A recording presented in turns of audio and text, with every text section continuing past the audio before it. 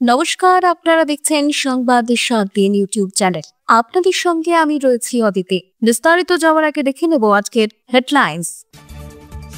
কলকাতায় মোদি আসতে তড়িঘড়ি রাস্তা মাঠ সংস্কার, দমদমে কাদা নিয়ে তৃণমূল বিজেপি চর্চা। ভোটার লিস্টে কারচুপি কাণ্ডে কড়া পদক্ষেপ, রাজ্যের 4 অফিসার সাসপেন্ড, এফআইআর হয়নি নিয়েই নতুন বিতর্ক। ধর্মতলায় অশান্তির পর গ্রেফতার, অবশেষে জামিন মুক্ত নওশাদ সিদ্দিকী। আদালত চত্বরে আইএসএফ সমর্থকদের উল্লাস। বঙ্গে দুর্যোগের পূর্বাভাস, উত্তর দক্ষিণে টানা ঝড় বৃষ্টি, একাধিক জেলায় কমলা সতর্কতা জারি। কলকাতায় 3 মেট্রো রুটের উদ্বোধন, মোদির এক্সপোস্টে তৃণমূলকে কটাক্ষ, বাংলা পরিবর্তনের অপেক্ষায়। দিনহাটায় নিশীথ প্রামাণিকের পথে পচা ডিম, কালো পতাকা। আবু মিয়া খুন মামলায় হাজিরা দিতে গিয়ে তীব্র বিক্ষোভে প্রাক্তন কেন্দ্রীয় মন্ত্রী। মালদায় মুখ বধির যুবকের শরীরে সূচের কারখানা, চিকিৎসক বলছেন মানসিক অসুস্থতা, পরিবার গ্রামবাসীর দাবি কালা জাদুর খপ্পর। বাংলাদেশে অনুপ্রবেশ রুখতে করা সিদ্ধান্ত, অসমের 18 বছরের বেশি বয়সীদের আধার কার্ডে বড় নিষেধাজ্ঞা। হিন্দল ইস্যুতে বিস্ফোরণ অধীরে, রাজ্য পুলিশকে দালাল শ্রী পুরস্কার, এর কটাক্ষ। বলয়ের চোখে মমতা নবরূপকার, কটাক্ষে স্বপন মজুমদার। রয়েছে রাজ্যের আরো গুরুত্বপূর্ণ কিছু খবর, ভিডিওটি কেটে না দিয়ে পুরো খবরটি শুনুন। আসে বিস্তারিত সংবাদে। রাত পোহালে কলকাতায় আসছেন প্রধানমন্ত্রী নরেন্দ্র মোদী।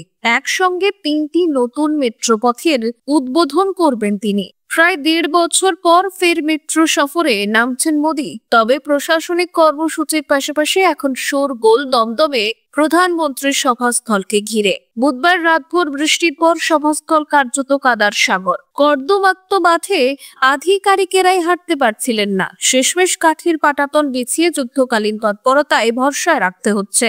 মঞ্চ সংলগ্ন এলাকায় হঠাৎই পিচের রাস্তা তৈরি, সাদা বালি আর পেভার ব্লক ফেলে ঢাকতে হচ্ছে কাদার স্তর। এ নিয়ে উত্তপ্ত রাজনৈতিক মহল। বিজেপির অভিযোগ, দমদম পৌরসভার গাফিলতিতে বছরের পর বছর মাঠ রাস্তাঘাট অযত্নেই পড়ে থেকেছে। স্থানীয় বাসিন্দাদের ক্ষোভ, এতদিনে কারো নজর পড়েনি, প্রধানমন্ত্রী আসবেন বলেই হঠাৎই তৎপরতা। এক ব্যবসায়ীর সাফ অভিযোগ, প্রধানমন্ত্রী না এলে রাস্তার হাল আরো বছর ভর একই থাকতো। যদিও শাসক দলের দাবি কাজ পুরসভা ও রাজ্য সরকারের প্রকল্পের টাকাতেই হচ্ছিল, এখন কেবল দ্রুত করা হচ্ছে। জেলা বিজেপির ভাইস প্রেসিডেন্ট স্বপন রায়চৌধুরীর বক্তব্য, মিউনিসিপ্যালিটি কিছুই করে না, মাঠ জঙ্গলে ভরে গিয়েছিল, এখন মোদিজি আসছেন বলে সুন্দর করা হয়েছে। সব মিলিয়ে মোদির সফর ঘিরে শহরে উৎসবের আবহ হলেও দমদমে কাদা রাজনীতি এখন আলোচনার কেন্দ্রে। ভোটার তালিকায় ভয়াবহ গরমিল ঘিরে উত্তাল রাজ্য। কোথাও মৃত ভোটারের নাম, কোথাও আবার জীবিত ভোটারদের অস্তিত্বই নেই তালিকায়। ঠিক এ নিয়ে শুরু হয়েছিল তুমুল টানাপোড়েন। 5ই আগস্ট মুখ্য নির্বাচনী আধিকারিকের রিপোর্টের ভিত্তিতে নির্বাচন কমিশন সরাসরি পদক্ষেপ করে। অভিযোগ ছিল 4 জন সরকারি অফিসার শুধু দায়িত্বেই ব্যর্থ নন, অন্যের হাতে লগ ইন সংক্রান্ত তথ্য তুলে দিয়ে তথ্য সুরক্ষাও লঙ্ঘন করেছেন। কমিশনের নির্দেশে 4 জনকে সাসপেন্ড ও তাদের বিরুদ্ধে এফআইআর দায়েরের নির্দেশ যায় নবান্নে। অবশেষে বৃহস্পতিবার রাজ্য সরকার 4 জনকে সাসপেন্ড করলো। সাসপেন্ডদের মধ্যে রয়েছেন বারুইপুর পূর্বের ইআরও দেবোত্তম দত্ত চৌধুরী, ইআরও সুদীপ্ত দাস। এর মধ্যে 2 জন ডব্লিউবিসিএস অফিসারও আছেন। তবে কমিশনের স্পষ্ট নির্দেশ থাকা সত্ত্বেও এফআইআর করা হয়নি। ফলে প্রশাসনিক মহলে উঠছে প্রশ্ন, কেন এত গড়িমসি? এই প্রসঙ্গে মুখ্যমন্ত্রী মমতা বন্দ্যোপাধ্যায় আগেই কড়া সুরে কেন্দ্রকে আক্রমণ করেছিলেন। তার অভিযোগ, নির্বাচন ঘোষণার আগে অফিসারদের ভয় দেখিয়ে নিয়ন্ত্রণ করার চেষ্টা চলছে। অফিসারদের পাশে সরকার ছিল, আছে, থাকবে, এই বার্তাই দিয়েছিলেন তিনি। কিন্তু কমিশনের করা অবস্থানের পর নবান্ন পিছু হটতে বাধ্য হয়েছে। সব মিলিয়ে ভোটার তালিকার কারচুপি শুধু প্রশাসনিক নয়, রাজনৈতিক অঙ্কনেও বিস্ফোরক ইস্যু হয়ে উঠেছে। এখন নজর এফআইআর ঘিরে সরকারের পরবর্তী পদক্ষেপে। দর্শক, এখন বাজারে অনেক ভুয়ো খবরের চ্যানেল আপনাদের কাছে অনেক ভুলভাল খবর পৌঁছে দেয়, তাই আপনারা সচেতন থাকুন এবং সঠিক খবরের জন্য চ্যানেলটিকে সাবস্ক্রাইব করুন। ধর্মতলায় পুলিশকে আক্রমণ ও সরকারি কাজে বাধার অভিযোগে গ্রেফতার হওয়া আইএসএফ বিধায়ক নওশাদ সিদ্দিকী অবশেষে জামিনে মুক্ত।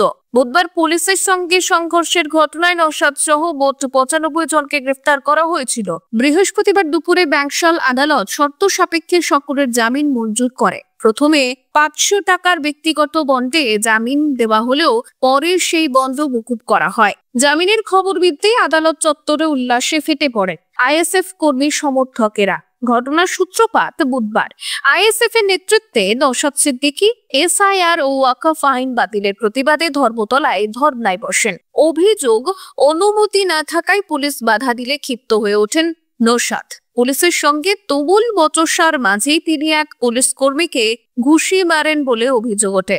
সঙ্গে সঙ্গে ওই পুলিশ মাটিতে লুটিয়ে পড়ে। এরপরে অশান্তি ছড়িয়ে পড়ে ধর্মতলায়। হেয়ার স্ট্রিট থানার পুলিশ 84 জনকে ও বউবাজার থানার পুলিশ আরো 11 জনকে গ্রেফতার করে। জামিনের পর আইএসএফ সমর্থকদের অভিযোগ, নওশাদের বিরুদ্ধে ষড়যন্ত্র করা হয়েছে। তাদের দাবি, ভাইজানকে খুন করার চক্রান্ত হয়েছিল। তবে সব পুলিশ খারাপ নয়, কয়েকজন গুন্ডামি করেছে।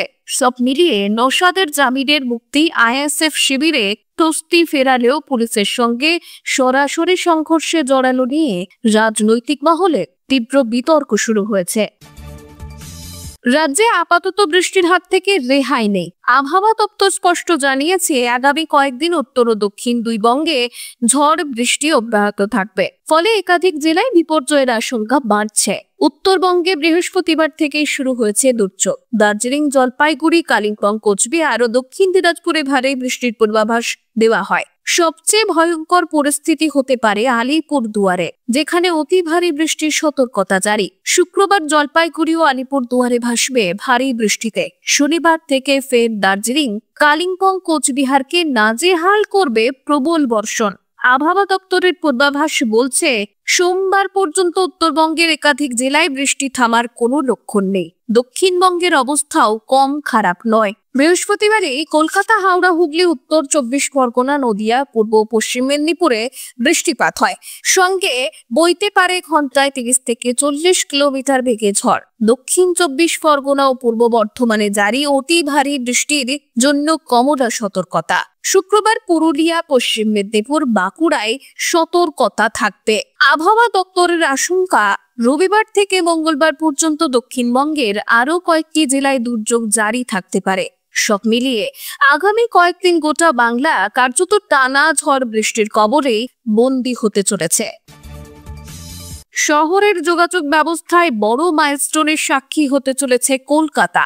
শুক্রবার প্রধানমন্ত্রী নরেন্দ্র মোদী উদ্বোধন করবেন একসঙ্গে 3টি নতুন মেট্রো রুটের। তার আগেই এক্স হ্যান্ডেলে বার্তা দিয়ে উন্নয়নের অঙ্গীকারের পাশাপাশি রাজ্যের শাসক দল তৃণমূলকে তীব্র আক্রমণ শানালেন তিনি।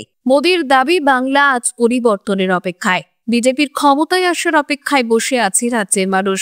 কারণ বিজেপির উন্নয়ন যজ্ঞের সুফল পেতে সবাই উৎসুক। তার ভাষায়, কলকাতার মানুষের কাছে আসাটা সবসময়ই আনন্দের।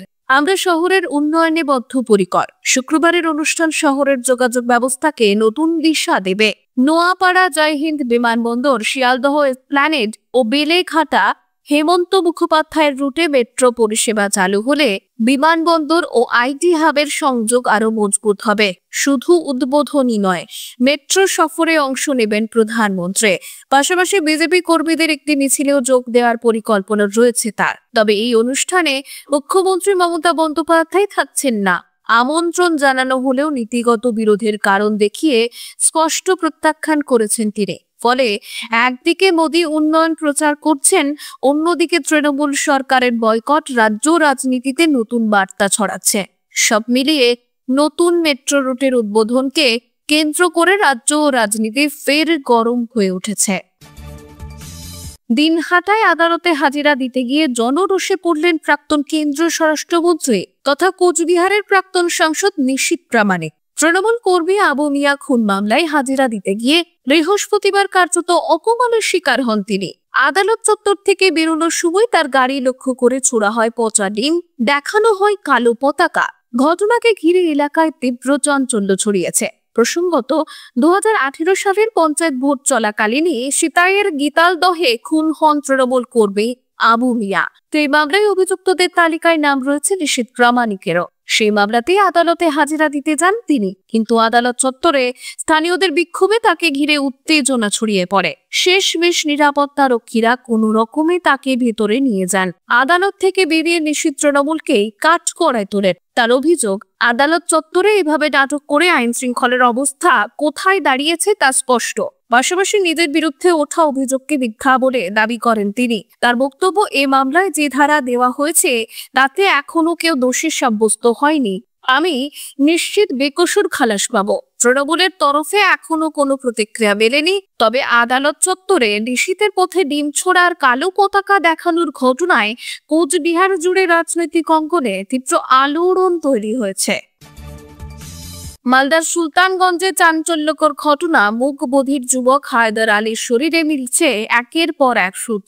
একাধিক অস্ত্রোপচারে অনেক সূচ বের করা হলেও কিছুদিন পর আবার শরীরে দেখা যাচ্ছে নতুন সূচ। পরিবার দাবি করছে হায়দার কালা জাদুর শিকার। স্ত্রী নাসিমা খাতুনের অভিযোগ, প্রথমে 9টি পরে 28টি সূচ বের করা হয়। ডাক্তারেরা বলেছেন আর অস্ত্রোপচার সম্ভব নয়। স্বামী অসহ্য যন্ত্রণায় আছেন, কম খরচেই আমরা নিঃস্ব। গ্রামবাসীরাও এটিকে অশুভ শক্তির প্রভাব বলে করছেন। তবে চিকিৎসকেরা কুসংস্কার উড়িয়ে দিচ্ছেন।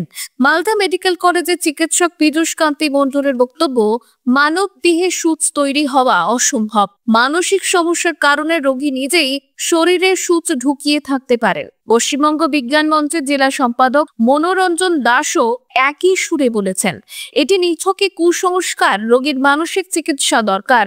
মালদার মুখ্য স্বাস্থ্য আধিকারিক সুদীপ্ত ভাদুড়ী এ বিষয়ে জানিয়েছেন, বিষয়টি মানসিক সমস্যা বা মাদকাসক্তির সঙ্গে জড়িত হতে পারে। একদিকে চিকিৎসকদের যুক্তি, অন্যদিকে পরিবারের কালা জাদুর অভিযোগ। সব মিলিয়ে হায়দারের শরীর ঘিরে রহস্যে উত্তাল মালদা।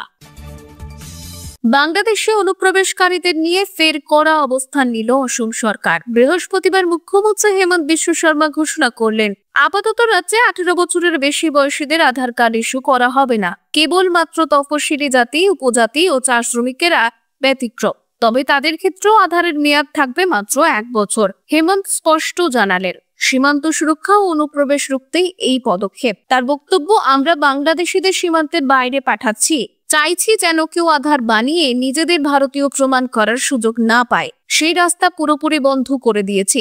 তবে সেপ্টেম্বর পর্যন্ত 1 মাসের জন্য সাধারণ মানুষকে ছাড় দেওয়া হবে। অর্থাৎ এই সময়ের মধ্যে 18 বছরের বেশি বয়সীরা আধারের নাম নথিভুক্ত করতে পারবেন। এরপর থেকে বিরল ক্ষেত্রে আধার ইস্যু করা যাবে। সেক্ষেত্রে জেলা শাসকের হাতে ক্ষমতা থাকবে। তিনি এসবি রিপোর্ট ও ফরেনার্স ট্রাইব্যুনালের রিপোর্ট খতিয়ে দেখে চূড়ান্ত সিদ্ধান্ত নেবেন। অসমের এই সিদ্ধান্তে নতুন করে রাজনৈতিক বিতর্ক শুরু হয়েছে। বিরোধীদের মতে এর ফলে সাধারণ নাগরিকেরা সমস্যায় পড়বেন। অন্যদিকে বিজেপি শিবির দাবি করছে, অনুপ্রবেশ ঠেকাতে হেমন্তের এই উদ্যোগকেই সুরক্ষিত হবে অসম।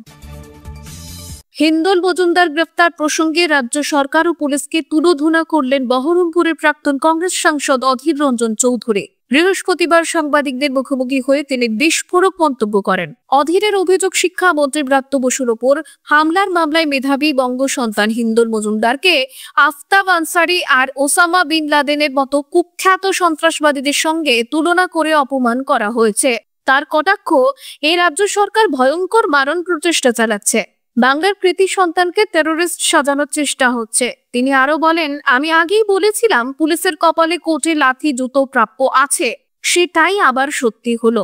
এই পুলিশকে দালালশ্রী পুরস্কার দেওয়া উচিত। অধীরের আক্রমণ আরো তীব্র হয় যখন তিনি প্রশ্ন তোলেন, ভাবা যায় স্পেনে বসে একজন বঙ্গ সন্তান নাকি তৃণমূল মন্ত্রীর বিরুদ্ধে ষড়যন্ত্র করছে। পুলিশ তাকে মুখ ঢেকে টেনে নিয়ে আসছে যেন সে কোনো কুখ্যাত জঙ্গি। এটা আমাদের জন্য চরম লজ্জা। শিক্ষামন্ত্রীর গাড়ি চাপায় এক ছাত্রের চোখ নষ্ট হওয়ার ঘটনাও তুলে ধরে অধীর প্রশ্ন ছুড়লেন, তার বিচার কোথায়? রাজ্য সরকারের কি সেই ক্ষমতা আছে? বাংলার রূপকার বলা হয় ডক্টর বিধানচন্দ্র রায়কে। এবার মুখ্যমন্ত্রী মমতা বন্দ্যোপাধ্যায়কে নবরূপকার আখ্যা দিলেন রাজ্যের আইন ও শ্রম দপ্তরের মন্ত্রী মলয় ঘটক। বুধবার উত্তর 24 পরগনার গাইঘাটায় আমাদের পাড়া আমাদের সমাধান শিবিরে গিয়ে মমতার উন্নয়নমূলক কাজের প্রশংসা করতে গিয়ে তিনি বলেন, ডক্টর বিধানচন্দ্র রায় যদি বাংলার রূপকার হন, তবে বাংলার নবরূপকার হলেন মমতা বন্দ্যোপাধ্যায়। মন্ত্রী দাবি করেন বাম আমলে 2,03,000 কোটি টাকার দেনা ঘাড়ে চাপিয়ে দেওয়া হয়েছিল। প্রতি বছর 50,000 কোটি টাকা সুদ দিতে হলেও মমতা বন্দ্যোপাধ্যায় উন্নয়নের কাজ থামাননি। বাংলার মানুষকে মাথা উঁচু করে বাঁচতে শিখিয়েছেন তিনি। তবে এই মন্তব্যে বিস্ফোরণ ঘটান বিজেপি বিধায়ক স্বপন মজুমদার। তার কটাক্ষ, মলয় ঘটক মমতার মন জিততে এসব বলছেন। তিনি নিজেও জানেন মমতা বন্দ্যোপাধ্যায় কত বড় দুর্নীতিবাজ। মলয়ের প্রশংসার স্বপনের কটাক্ষ ঘিরে ফের সরগরম রাজ্য রাজনীতি। ধন্যবাদ। সংবাদ এখন এই পর্যন্তই। পরবর্তী আপডেটের জন্য আমাদের সঙ্গে থাকুন এবং দেখতে থাকুন সংবাদ 7 দিন ইউটিউব চ্যানেল।